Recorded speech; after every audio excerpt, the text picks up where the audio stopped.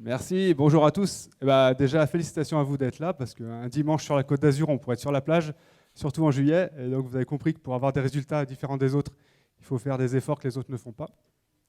Donc moi, je vais vous présenter ma stratégie, justement, qui me permet depuis 2006 de générer plus de 20% de profit en bourse. Donc juste pour savoir, qui parmi vous investit déjà en bourse? Voilà, d'accord, c'est pas mal, garder la main en l'air. Qui en plus souhaite investir en bourse dans le futur? Ah ouais, du coup, la salle est bien remplie. Du coup, ça devrait intéresser la grande majorité d'entre vous. Donc voilà le programme que j'ai prévu pour vous. Donc je vais vous décrire ma stratégie en gros, hein. Mais sous plusieurs points. Donc d'abord, on va voir comment gagner en bourse sans avoir besoin de prédire l'avenir. Parce que moi, c'est ce que je fais, hein. Je ne cherche pas à savoir si les marchés vont monter ou baisser. Comme pour les crypto-monnaies, personne ne peut le savoir. Du coup, il faut mettre en place des stratégies contre ça. Comment créer une stratégie d'investissement intemporel? Parce que quand on investit en bourse, on veut faire ça logiquement pendant toute sa vie. Comment protéger son portefeuille des crises financières? Puisque, par exemple, dans les années 2000, il y a eu deux crises assez rapprochées. La bulle Internet, début des années 2000, la crise des subprimes 2008. Donc on sait que statistiquement, on va rencontrer des nouvelles crises. Du coup, dès le début, il faut mettre en place une couverture pour se protéger contre ce risque. Donc je vais vous dire exactement quelle stratégie j'utilise et pourquoi. On va aussi voir comment détecter les actions les plus rentables, parce qu'il faut se protéger, mais le but, c'est quand même à terme de gagner de l'argent. Donc je vais vous montrer les filtres que j'utilise pour détecter les actions les plus rentables. Et enfin, quel courtier choisir? Parce que je sais que c'est une question qu'on a assez régulièrement. Une fois qu'on a vu comment investir, on se demande concrètement comment faire. Du coup, je vais vous donner les sites que j'utilise et que mes clients utilisent et donc qu'on recommande. Alors, je me présente juste rapidement. Donc, je suis trader pour compte propre depuis 2006. Donc, trader pour compte propre, c'est un grand mot. Ça veut juste dire que j'investis mon propre capital sur les marchés financiers. Je suis également diplômé de la formation que vous voyez à droite. C'est conseiller en investissement financier. C'est agréé par l'autorité des marchés financiers. Donc, en fait, c'est un diplôme qui est obligatoire pour donner des conseils financiers.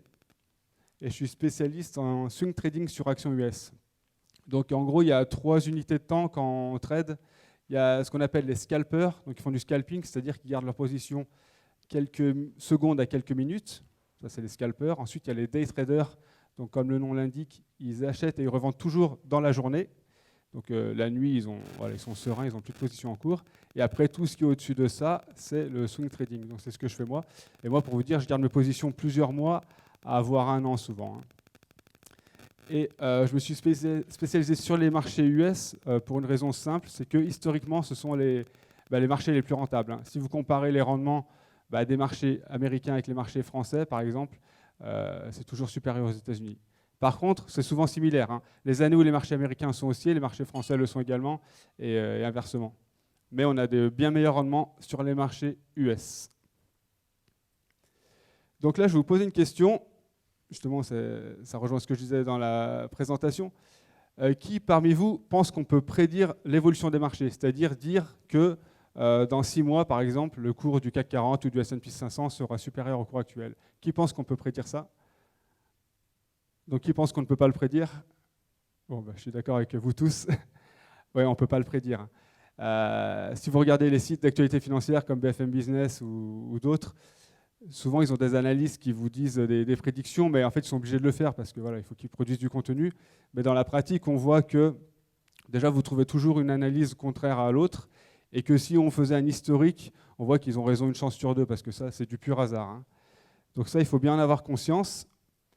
Et par exemple, il y a un exemple très récent, c'était décembre 2018, je ne sais pas si vous avez suivi, mais les marchés actions ont fortement baissé, et donc sur BFM Business et d'autres médias encore, hein, j'ai vu qu'ils annonçaient la future crise des subprimes. Ils disaient, 2019 va être catastrophique. Et finalement, qu'est-ce qui s'est passé? Le premier trimestre 2019 a été le meilleur premier trimestre de l'année depuis 1998. Donc on a battu un record depuis 21 ans, alors qu'ils annonçaient... Donc tout ça pour dire qu'on n'est pas devin, personne ne peut le savoir. Donc une fois qu'on a accepté ça, parce qu'il faut l'intégrer, il faut mettre son ego de côté sur les marchés financiers, il faut rester très humble, hein. On prend ce que les marchés nous donnent. Donc une fois qu'on a accepté ça, on va mettre une stratégie, et je vais vous montrer la mienne. Donc moi, j'ai mis en place une solution qui est intemporelle. Pourquoi? Parce qu'il ne faut pas changer de stratégie tous les 6 mois. Une fois qu'on a mis en place notre stratégie, on va la garder Et ben moi, toute ma vie, hein, a priori, je vais pas la changer. Et du coup, intemporel, puisqu'il y a 3 types de phases de marché. Il y a les marchés haussiers, donc il faut que la stratégie soit performante pendant ces phases-là. Il y a les phases baissières, comme la crise des subprimes en 2008 ou la bulle Internet en 2000. Donc là, même avec une bonne stratégie, on ne va pas faire des gains faramineux, mais il faut éviter de perdre beaucoup. Donc il faut que la stratégie soit adaptée à ça. Et les phases de range également, c'est là quand les marchés ne sont ni haussiers ni baissiers. Donc ma stratégie que je vais vous présenter est adaptée à ces 3 phases de marché-là. Et donc j'ai découpé mon capital en 2 parties, que je vais vous détailler après, vous allez voir comment on fait. Mais là, juste pour que vous voyez les 2 parties. Donc il y a une partie que j'investis sur des actifs qui ont un potentiel haussier. Donc moi, c'est des actions d'entreprises aux États-Unis. Je vais vous montrer comment je les choisis. Donc là, c'est sur cette partie-là que je gagne de l'argent. Mais comme je sais malheureusement qu'il y aura une nouvelle crise, j'ai investi une autre partie de mon capital, donc j'ai découpé mon capital en 2, sur une couverture contre le risque de marché. Et pour moi, c'est vraiment la clé, hein. On va d'abord commencer par ça. Qui sait ce qu'est le risque de marché? Donc, je vais vous définir ça. Donc, imaginons, je vais prendre un exemple que je prends souvent. Imaginons que vos critères vous disent d'acheter l'action Amazon parce que voilà, vous pensez qu'elle va fortement augmenter dans les mois prochains. Donc, vous investissez dessus. Donc, c'est une entreprise qui est aux États-Unis. Mais que pendant que vous détenez cette entreprise-là, il y a soit une crise aux États-Unis, ou même sans parler de crise, par exemple des très mauvaises données du chômage ou des choses comme ça. Donc les marchés globaux aux États-Unis vont baisser, et votre action Amazon, qui elle allait très bien, qui va toujours très bien, va quand même à de fortes chances de baisser, parce qu'elle fait partie du marché qui est globalement baissier. Donc c'est ça qu'on appelle le risque de marché. C'est quand votre produit lui-même va bien, mais qu'il est entraîné à la baisse par le marché général auquel il appartient. Donc voilà, comment... je vais vous décrire exactement la couverture que j'utilise.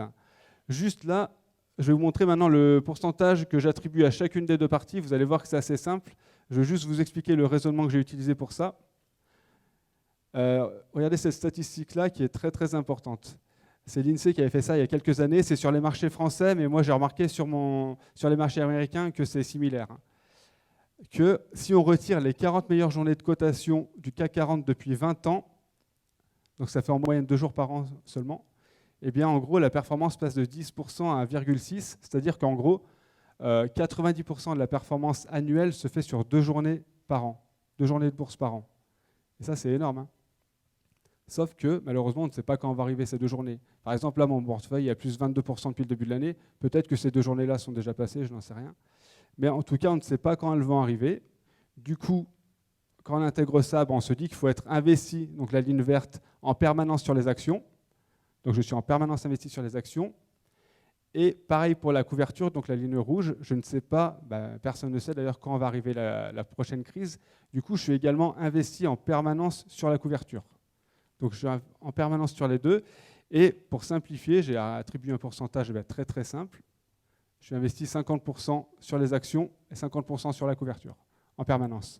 Et ça ne bouge pas, ça ne bougera jamais. Donc, je vais vous décrire la couverture. La couverture, sachez qu'elle ne bouge pas dans l'année. Il n'y a que ma partie action, je fais des changements. Chaque mois, je revends et je rachète une nouvelle action.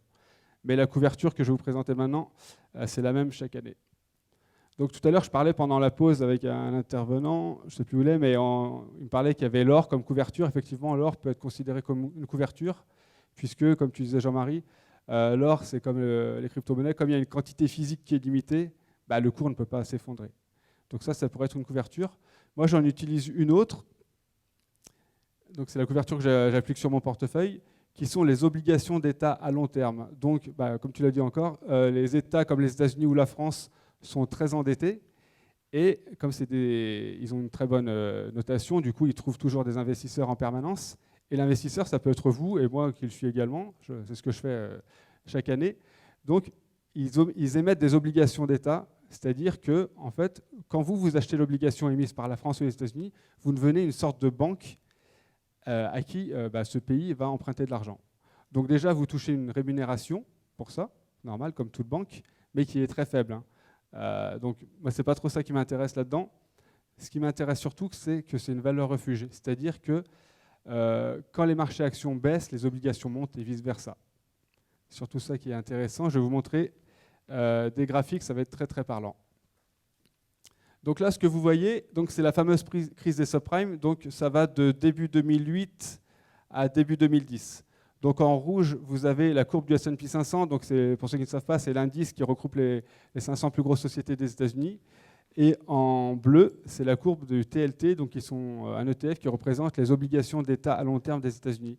Et qu'est-ce qu'on voit? Eh bien, sur la première partie du graphique, donc c'était la fameuse crise, les marchés actions aux États-Unis ont perdu moins 38,49% de mémoire. Donc ça a été catastrophique. Mais en même temps, quasiment en même temps, les obligations, elles, ont gagné 34%.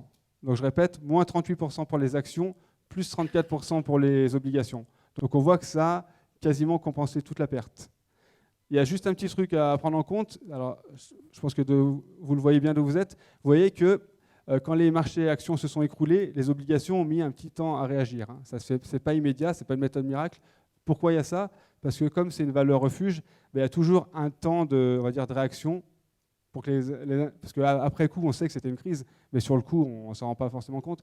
Donc il y a un petit temps pour que les investisseurs prennent en compte que voilà, on est en phase de crise, qu'il faut sortir des marchés actions, investir dans la couverture. C'est pour ça qu'il y a souvent un petit temps de réaction.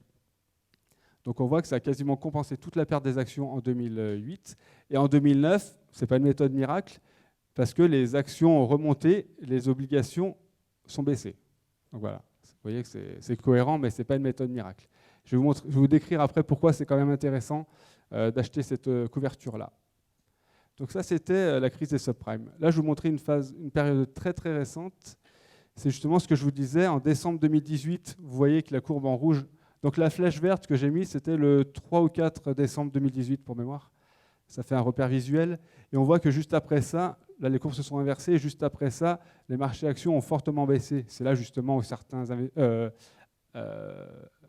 journalistes parlaient de crise. Donc les marchés actions ont fortement baissé et comme par magie, les obligations ont fortement monté. Et moi, par exemple, l'année dernière, il y a beaucoup d'investisseurs qui ont eu des portefeuilles perdants sur l'année. Et moi, mon portefeuille était gagnant, j'ai fait plus 8%. Ce n'est pas que je suis un magicien ou quoi, c'est juste que j'avais les obligations et c'est ce qui m'a sauvé. Parce que mes parties actions étaient perdantes. Mais grâce aux obligations, j'ai sauvé mon portefeuille de l'année dernière. Donc là, vous dites sûrement, d'accord, quand les marchés actions baissent, les obligations montent. Mais si ça fait exactement l'inverse, du coup, c'est une opération neutre. Du coup, on n'a pas trop d'intérêt à le faire. Et vous allez voir que non, ce n'est pas une opération neutre. Là, je vous montre une autre phase. Là, c'est tout l'inverse. C'était en 2013. Alors, je ne sais pas si certains ont investi en 2013. Donc ça, c'est les États-Unis. La France, c'était pareil, c'était une bonne année. Les marchés actions en rouge ont fait plus 29%. Donc c'était une excellente année. Et les obligations ont logiquement été perdantes, mais elles ont été perdantes que de 13,56%. Donc je répète, plus 29 pour les actions, moins 13%, on va dire, grosso modo, pour les obligations. Donc on voit que si on compare avec la période de 2008, où ça avait fait moins 38 pour les actions et plus 34 pour les obligations, on voit que dans l'ensemble, si on additionne les périodes positives et négatives, c'est une couverture qui est intéressante. Alors, pour résumer ça, moi, je vois ça comme une assurance. Il faut se dire que c'est comme une assurance de voiture. Quand vous roulez en voiture, c'est obligatoire, en voiture, on n'a pas le choix, mais les années où vous n'avez pas d'accident, votre assurance vous coûte de l'argent. Donc là, c'est comme ça. En 2013, c'était une assurance qui m'a coûté beaucoup d'argent même. Mais je suis content de l'avoir les années comme 2008, où là, les marchés ont fortement été baissiers. Alors, je répondrai aux questions, été dit tout à l'heure. Je répondrai aux questions sur cette partie-là déjà pendant la pause de midi ou n'hésitez pas tout à l'heure pendant la table ronde. Si ce n'est pas très clair, n'hésitez pas, je vous apporterai toutes les précisions dont vous avez besoin. Donc là, c'était pour la partie couverture. Donc voilà, c'est très important. C'est pour ça que j'ai commencé par là, parce que pour moi, c'est la clé. La clé en investissement, c'est de durer en fait. C'est comme après une guerre, les gagnants d'une guerre sont ceux qui restent, tout simplement. C'est aussi simple que ça. Et en bourse, c'est pareil. Les gagnants sont ceux qui restent après les crises. Voilà. C'est pour ça que j'ai commencé par là. Maintenant, on va faire un truc un peu plus positif, parce que c'est quand même le but, c'est quand même de gagner de l'argent. Donc, je vais vous montrer quelles actions choisir, donc les filtres que j'utilise. Alors, il y a deux types d'analyse principales, on va dire, en bourse. Il y a soit l'analyse technique ou graphique, ce qu'on appelle, c'est-à-dire qu'on regarde les cours, l'évolution des cours. On peut éventuellement ajouter des indicateurs techniques, comme si vous connaissez les moyennes mobiles ou Ishimoku, le MACD. Là, c'est des indicateurs mais qu'on applique sur les graphiques. Et il y a un deuxième type d'analyse que moi j'utilise. Et moi, je ne regarde pas du tout les graphiques, j'utilise l'analyse fondamentale. Alors, pour résumer, Je résume toujours ça dans le sens où, quand vous achetez une action de l'entreprise, vous devenez vraiment propriétaire de l'entreprise. Il faut en avoir conscience. Même si vous achetez une action Amazon, une seule action, on parlait d'Amazon juste avant, eh ben vous êtes au prorata, vous êtes propriétaire de cette entreprise. Du coup, moi, quand j'investis dans une action, sachant que je la garde plusieurs mois, voire même un an, eh ben, j'analyse l'entreprise comme si, par exemple, je voulais acheter. Là, on est sur la Côte d'Azur, il y a beaucoup de ports. Disons que je choisis le port de Beaulieu-sur-Mer. Je vais investir dans un restaurant du port. Ben, qu'est-ce que je vais faire? Je vais regarder chaque restaurant. Pour un petit commerce, c'est plus parlant, mais je vais regarder chaque restaurant. Je vais regarder leur chiffre d'affaires des années précédentes, leurs bénéfices, l'évolution de la marge, ces choses-là. Et ben, c'est exactement ce que je fais là, puisque les sociétés cotées en bourse ont l'obligation de publier gratuitement et ouvertement beaucoup de données comptables que vous trouvez sur les sites comme Yahoo Finance, par exemple. Du coup, moi, je regarde seulement les données comptables pour prendre mes décisions, pas du tout les graphiques.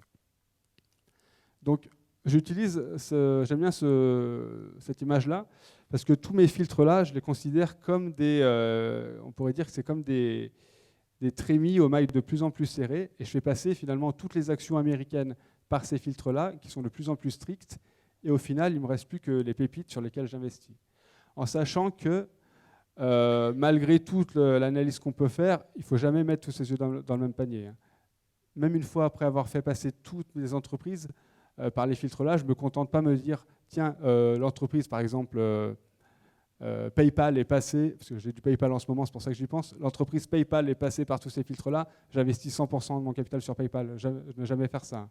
Une des clés, c'est comme pour les passeports, une des clés de la gestion du risque dans la vie en général, c'est de diversifier le risque. Donc, regardez les filtres que j'utilise.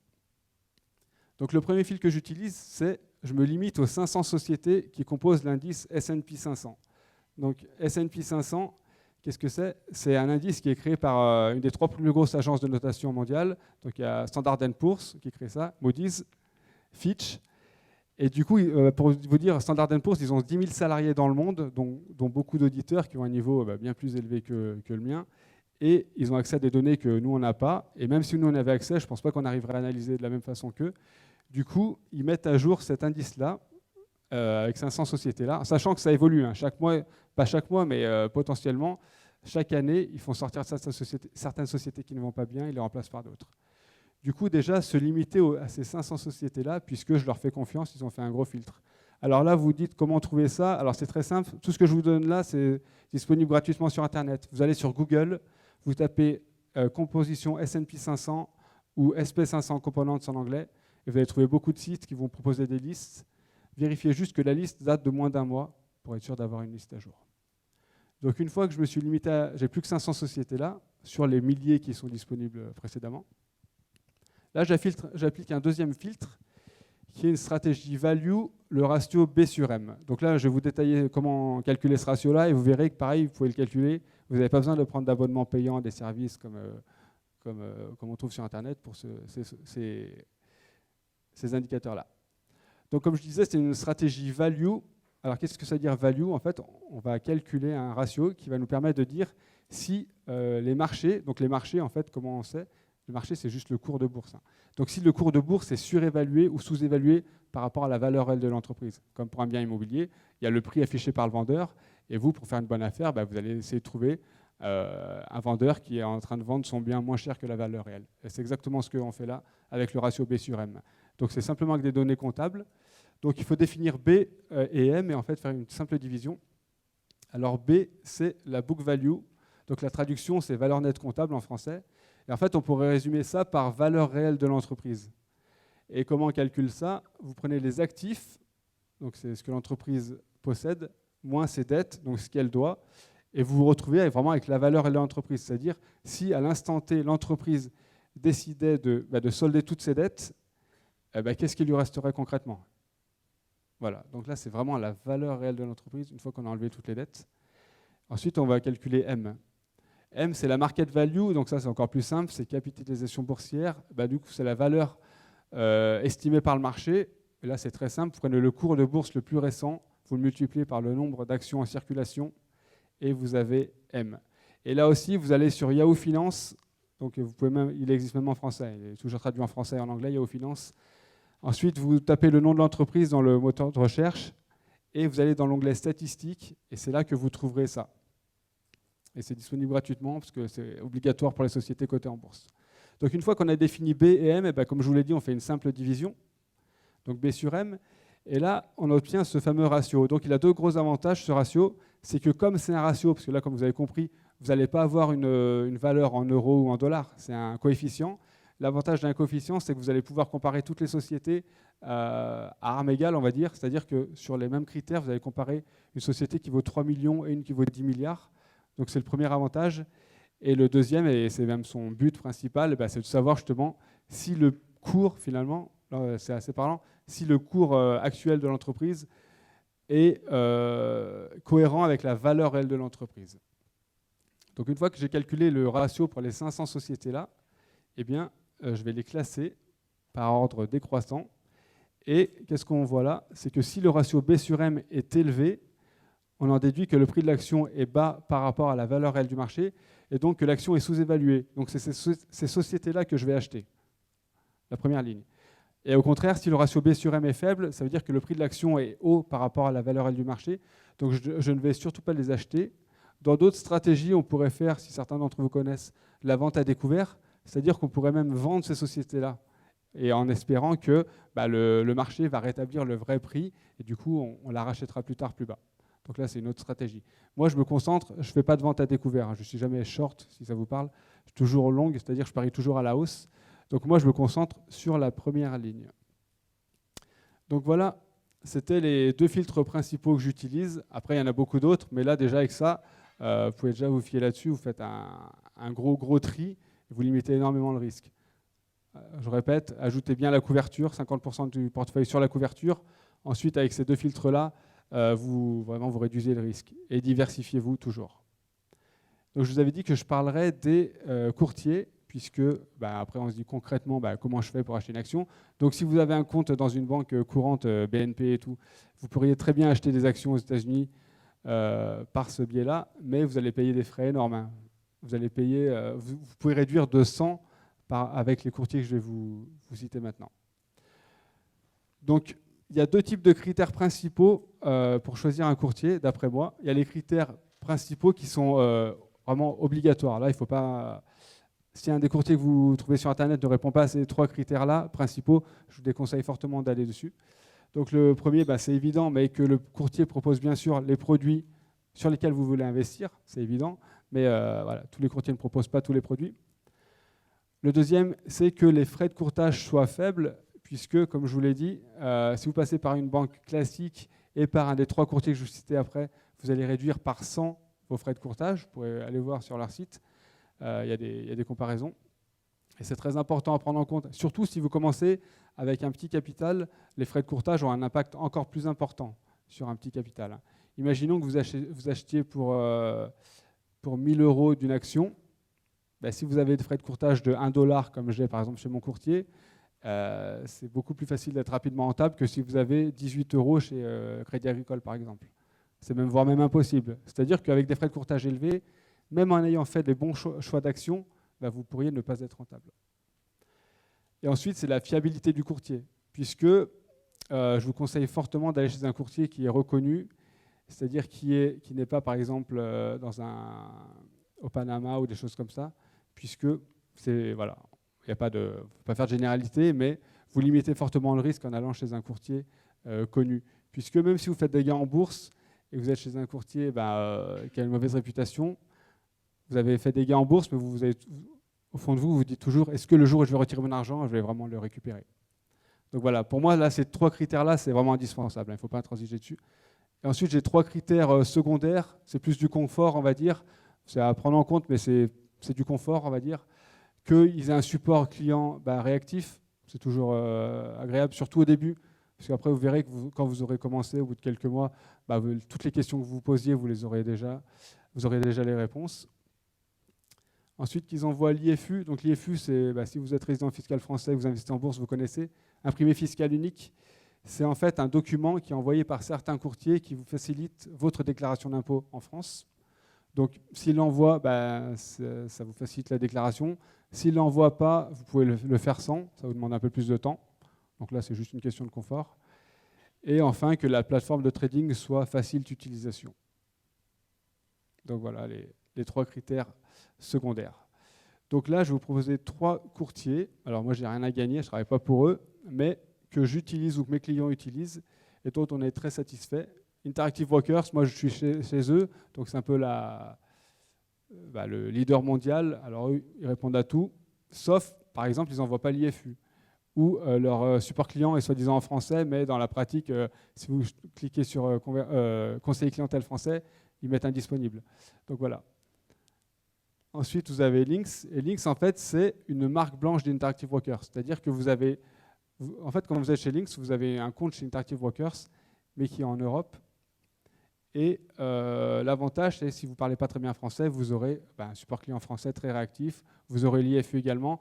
Par contre, vous aurez des frais de courtage plus élevés, puisque, en fait, comme ils passent par Interactive Brokers, ils vont payer à Interactive Brokers le frais réel et ils vont rajouter leur marge. Donc c'est logique. De toute façon, il n'y a pas de courtier parfait. Et enfin, DeGiro, donc qui est beaucoup plus récent, aux Pays-Bas.